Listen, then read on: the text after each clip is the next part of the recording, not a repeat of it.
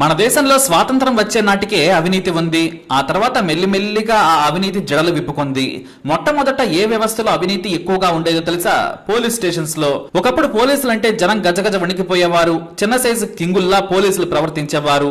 అక్కడే విపరీతమైన అవినీతి ఉండేది. 1970-80లో పోలీస్ స్టేషన్ కు వెళితే చేయి తడపందే పని అయ్యేది కాదట.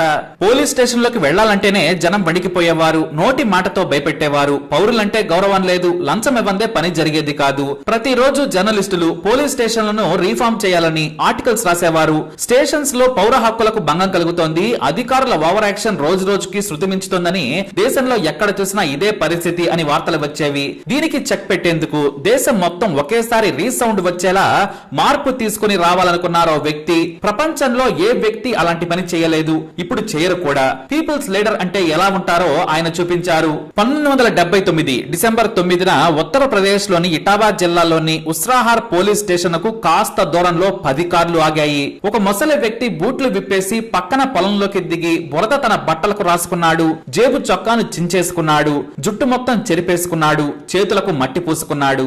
అతను అలా నడుచుకుంటూ వెళుతూ ఉండగా 10 మంది వెనుక బయలుదేరారు. వారందరినీ వద్దని ఒక వ్యక్తి మాత్రమే నా వెంట రావాలని చెప్పి పోలీస్ స్టేషన్ లోకి నడుచుకుంటూ వెళ్తున్నాడు. కాళ్లకు చెప్పులు లేవు. పాత చొక్కా వేసుకుని చేతిలో కట్టె పట్టుకుని నడుచుకుంటూ వెళ్లాడు. అతన్ని చూడగానే స్టేషన్ ముందు నిలుచున్న కానిస్టేబుల్, ఏం ముసలాయన సాయంత్రం పూట వస్తున్నావు, నీ ముసలిది గాని తప్పిపోయిందా అని వెటకారమాడాడు. నేను ఫిర్యాదు చేయడానికి వచ్చాను సార్ అన్నాడు. లోపల హెడ్ గారున్నారు, వెళ్ళమన్నాడు ఆ కానిస్టేబుల్. హెడ్ కానిస్టేబుల్ లోపల బీడీ కాల్చుకుంటూ కాళ్లు టేబుల్ మీద పెట్టి పక్కన ఉన్న కానిస్టేబుల్ తో ఏదో మాట్లాడుతూ ఉన్నాడు.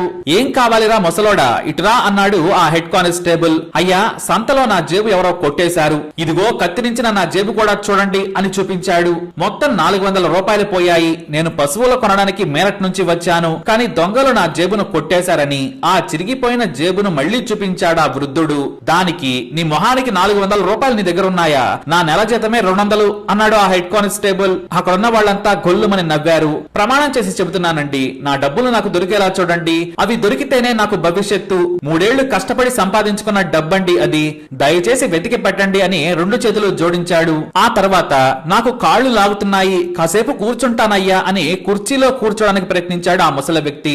వెంటనే నువ్వేమైనా దొరనుకుంటున్నావా, కింద కూర్చో అన్నాడు ఆ కానిస్టేబుల్. అతను అలా కింద కూర్చుంటూ ఉండగానే మిగతా వారంతా కూడా నవ్వారు. అతి కష్టం మీద కూర్చున్నాడు ఆ వృద్ధుడు.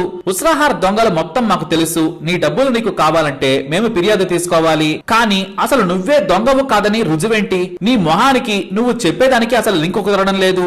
మేరట్ నుంచి ఎవడైనా ఇంత దూరం పశువులు కొనడానికి వస్తాడా?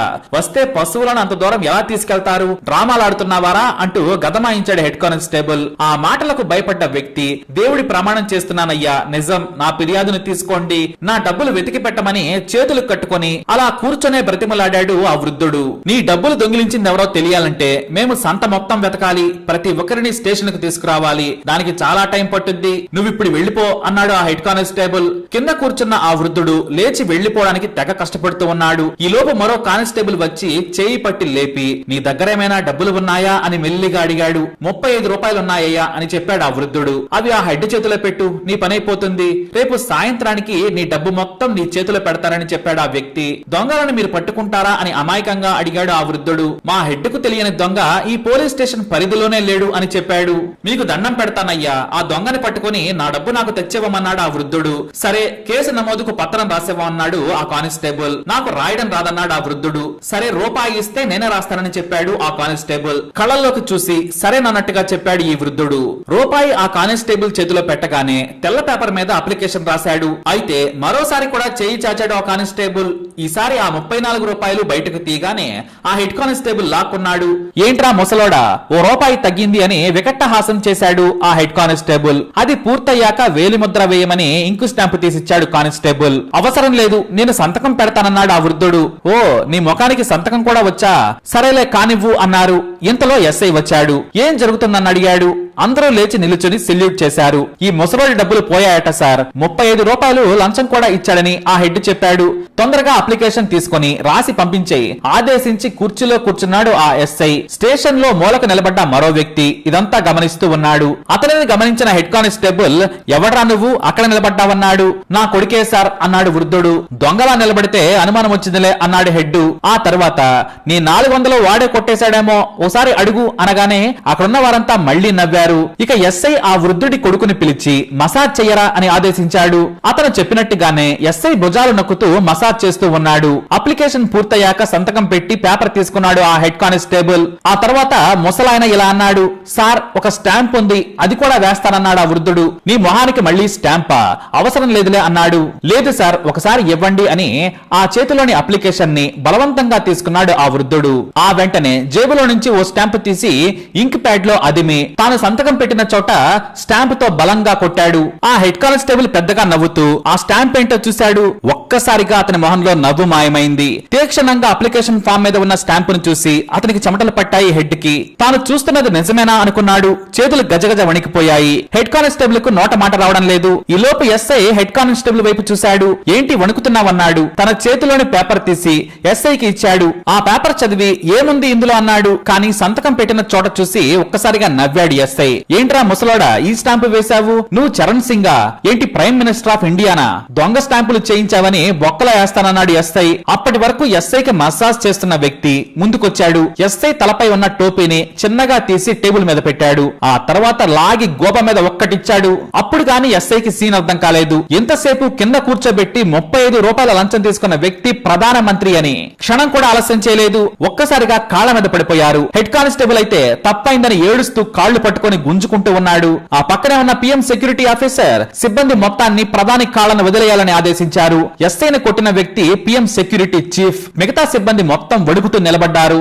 సెక్యూరిటీ ఆఫీసర్ పోలీస్ స్టేషన్ బయటికి వెళ్లి చెయ్యి ఊపగానే సెక్యూరిటీ ఆఫీసర్స్ అంతా వచ్చేశారు. చరణ్ సింగ్ నడుచుకుంటూ వెళ్లగా కాన్వాయ్ స్టేషన్ ముందుకు వచ్చింది. పక్కనే ఉన్న ఆఫీసర్ కు చెవిలో ఏదో చెప్పారు చరణ్ సింగ్. గంట సేపు స్టేషన్ లో జరిగిన విషయాన్ని ప్రెస్ నోట్ గా మీడియాకు రిలీజ్ చేశారు అధికారులు. 2 గంటల తర్వాత ఉస్రహార్ స్టేషన్ సిబ్బంది మొత్తం సస్పెండ్ అయిపోయారు. అంతేకాదు విధిలో నిర్లక్ష్యంగా ఉండి లంచం తీసుకున్నందుకు వారిపై కేసులు పెట్టి జైలుకు పంపించారు అధికారులు. మిమ్మల్ని ఎందుకు సస్పెండ్ చేయకూడదో చెప్పాలని జిల్లా ఎస్పీకి కూడా షోకాజ్ నోటీస్ వెళ్లింది. ఉత్తరప్రదేశ్ రాష్ట్రంలో పోలీస్ వ్యవస్థ ఎంతలా అవినీతి చేస్తుంటే మీరేం చేస్తున్నారని తెలియజేయాలని ఢిల్లీ నుంచి డీజీపీకి కూడా ఆదేశాలు వెళ్లాయి. మరునాడు మీడియాతో మాట్లాడిన ప్రధాని తాను దేశం మొత్తం ఒకటే మెసేజ్ ఇవ్వాలనుకుంటున్నాను. పోలీస్ స్టేషన్లు అంటే రక్షణగా, సహాయకారిగా, సేవా కేంద్రాలుగా ఉండాలనుకున్నాను. కానీ నీచులు, అవినీతి పరులు, చదువు రాని, విలువలేని వ్యక్తులు వ్యవస్థను నాశనం చేస్తూ ఉన్నారు. మరోసారి ఇలాంటివి జరగకుండా రాష్ట్రాలు చూసుకోవాలి. అత్యంత హేయంగా పోలీస్ స్టేషన్లు లంచాలకు కేంద్రాలుగా మారాయని రోజు వార్తలు చదువుతున్నాను. కాబట్టి నేనే స్వయంగా చూసి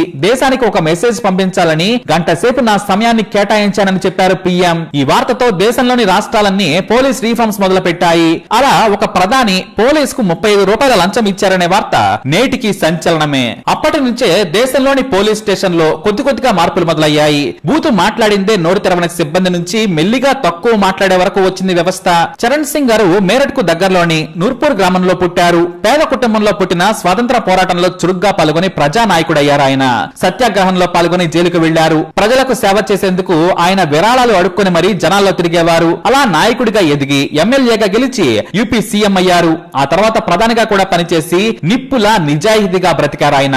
ఈ సంఘటన నేటికి మన చరిత్రలో ఒక భాగమే. మరి ఇలాంటి నాయకులే మనకు కావాలి. మీరేమంటారో మీ అభిప్రాయాన్ని కామెంట్ ద్వారా తెలియజేయండి. ఈ వీడియోని లైక్ చేయండి, షేర్ చేయండి, మా ఛానల్ ని సబ్స్క్రైబ్ చేసుకోండి.